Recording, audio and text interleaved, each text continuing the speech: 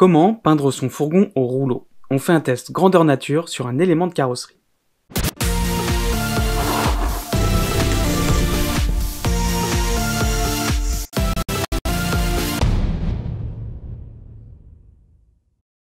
Bonjour, c'est Vicinco et bienvenue sur cette chaîne où on parle d'événementiel. Dans une précédente vidéo, je parlais d'anti-rouille pour traiter la carrosserie de son véhicule. Si tu ne l'as pas vu, je te mets le lien dans la description. J'avais dit dans cette vidéo que je ferais une peinture complète du toit de mon fourgon car celui-ci commence à être bien abîmé, mais pour des raisons logistiques de tournage et de température extérieure, je vais faire la peinture de mon capot car celui-ci, je peux le rentrer dans le local. Comme les températures la nuit étaient assez fraîches, au moment où je tourne cette vidéo, on est à peu près mi-avril, j'ai chauffé le local à 24 degrés pour réduire le temps de séchage entre les couches, mais on va y revenir un petit peu plus tard. Pourquoi parler carrosserie sur une chaîne d'événementiel? La première raison, c'est qu'on a besoin de fourgons pour transporter notre matériel. Parfois, ils sont un peu vieillissants, ou ils ont même des accros comme le mien. Donc faire un coup de propre, ça ne fait pas de mal. La deuxième raison, c'est que peu importe le projet que tu réaliseras, qu'il soit artistique ou non, si tu as besoin d'une bonne peinture acier, tu pourras utiliser celle-ci. Je te rappelle que le but n'est pas d'avoir un résultat pro, mais d'avoir une peinture propre, avec un traitement anti-corrosion durable, et ça sans utiliser de compresseur ou de pistolet à peinture, car tout le monde n'y a pas accès. Comme tu peux le voir, mon capot commence à pas être top. La peinture qui cachait une petite réparation commence à partir, il est temps de faire quelque chose. Pour avoir un bon rendu, la base reste la même qu'une peinture au pistolet.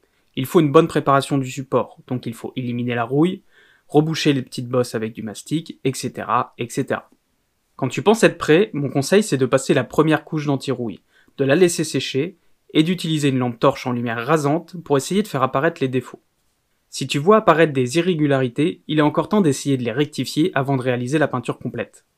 J'ai poncé le capot en insistant jusqu'à la tôle pour les coups de gravier qui faisaient apparaître des petits points de rouille. Ces impacts sont très peu visibles, ils font peut-être 1 mm, mais lorsque tu ponces, tu t'aperçois qu'en dessous de la peinture, la tôle a commencé à s'oxyder sur 4 à 5 mm. J'ai aussi insisté sur la zone où il y a du mastic pour bien enlever la mauvaise peinture qui ne tient pas. D'autant plus que celle-ci est monocomposante, donc elle n'est pas compatible avec la peinture que je souhaite utiliser. Erreur de débutant, j'ai trop insisté, du coup j'ai enlevé trop de matière, et ce petit creux va se voir jusqu'à la fin du projet. Je m'en suis aperçu après la première couche en utilisant une lumière rasante, mais je voulais faire le test pour voir ce que ça allait donner à la fin. Cela me permet de te montrer qu'il faut soigner la préparation, car un défaut sur la surface ne disparaîtra pas avec la peinture, même s'il peut être légèrement atténué avec les différentes couches. Après le ponçage, il faut éliminer toute la poussière, avec un chiffon ou une microfibre. Ensuite, il va falloir dégraisser toute la surface à peindre avec de l'acétone.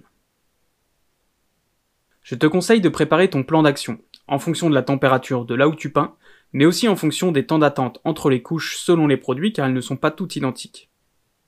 Pour optimiser mon temps, j'ai choisi de peindre dans le local chauffé à 24 degrés, ce qui me permet de faire plus de couches par jour. J'ai imprimé les différentes fiches techniques des produits que j'utilise pour avoir toujours sous la main le tableau des temps de séchage. À 23 degrés, l'anti-rouille peut recevoir une nouvelle couche au bout de 3 heures. J'avais donc prévu de finir le ponçage du capot pour midi et d'enchaîner les 3 couches dans la même journée. Le lendemain matin, vers 10 heures, je passais la première couche de sous-couche. Mais pour passer la suivante, à 23 degrés, il faut attendre 10 heures. À 15 degrés, j'aurais dû attendre 16 heures, et je n'aurais sûrement pas pu faire les 2 couches dans la même journée. Donc tu vois que c'est important de bien préparer pour éviter de perdre des demi-journées, voire des journées entières. Du coup, je fais la deuxième couche en fin d'après-midi, et il faut encore patienter 10 heures avant de pouvoir appliquer la première couche de finition. Le lendemain matin, première couche de finition, avec un temps d'attente de 6 heures pour pouvoir passer la prochaine. Comme en fonction des produits les temps d'attente changent, prends vraiment le temps de regarder les fiches techniques pour essayer de gagner du temps. Des fois, ça vaut le coup de passer une couche à 23 heures plutôt que de perdre une demi-journée. Petite astuce pour ne pas salir le bac à peinture, et éviter de passer du temps à le nettoyer avec une demi-bouteille d'acétone. Utilise un sac plastique. Moi j'utilise des sacs congélation. Il faut trouver celui qui est adapté à ton bac. Enfile ton bac.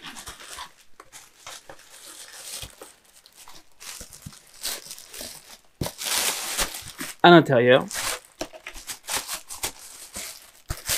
Et tu peux l'utiliser normalement. Comme je l'ai dit dans la première vidéo, j'utilise des pinceaux et des rouleaux mousse de chez Action.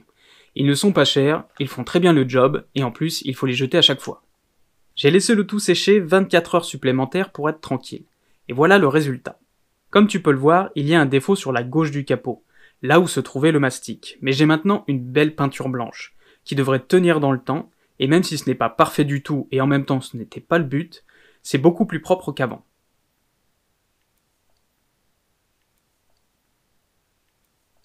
Pour les explications sur le produit bicomposant, je t'invite à aller voir la première vidéo sur le sujet. Moi je te mets dans la description le lien vers les différents produits. Il y a l'Interprotect, qui est l'anticorrosion époxy bicomposant, disponible en blanc et en gris. Il y a le Perfection Undercoat, qui est la sous-couche en bicomposant également. Et enfin, le Perfection, qui est la couche de finition, toujours en bicomposant, et disponible en plusieurs coloris. Je te mettrai également le lien du mastic. Je ne l'ai pas utilisé pour rectifier le capot, mais je le trouve beaucoup plus pratique.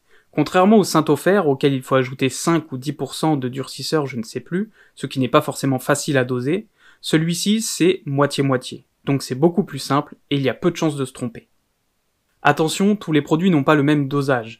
L'anti-rouille c'est 3 doses de produit pour une dose de durcisseur, pour la finition c'est 2 doses pour une dose de durcisseur, etc. Donc pense toujours à regarder les fiches techniques. Tu retrouves le dosage également sur les pots. Tu as le produit A et le produit B qui est le durcisseur. Et tu peux voir qu'on te donne le ratio entre A et B. Ici, pour le Perfection Undercoat, c'est 3 pour un durcisseur. Pour suivre l'évolution dans le temps de ce type de projet, comme la clé USB en résine, ou encore le morceau test de peinture de la première vidéo qui trempe toujours dans son seau, n'hésite pas à me suivre sur Instagram pour te tenir informé. J'ai créé une chaîne Twitch à la base pour suivre les lives de potes et d'artistes, mais je vais sûrement proposer quelques lives musicaux de temps en temps, donc n'hésite pas également à me suivre sur Twitch. Comme pour tous mes réseaux, c'est simplement Vicinco. Pourquoi sur Twitch et pas sur YouTube ? La création des vidéos sur YouTube me demande beaucoup de travail, et je ne souhaite pas avoir de problème avec les droits d'auteur sur ma chaîne. Le projet de live que j'ai en tête utilise des morceaux non libres de droit, donc je préfère qu'on ferme ma chaîne Twitch plutôt que ma chaîne YouTube. Mais tous les lives qui ne nécessitent pas de morceaux protégés continueront de se faire ici. N'hésite pas à t'abonner et à liker cette vidéo, pose tes questions dans les commentaires, et surtout n'oublie pas que le plus important n'est pas ce que tu as, mais ce que tu en fais.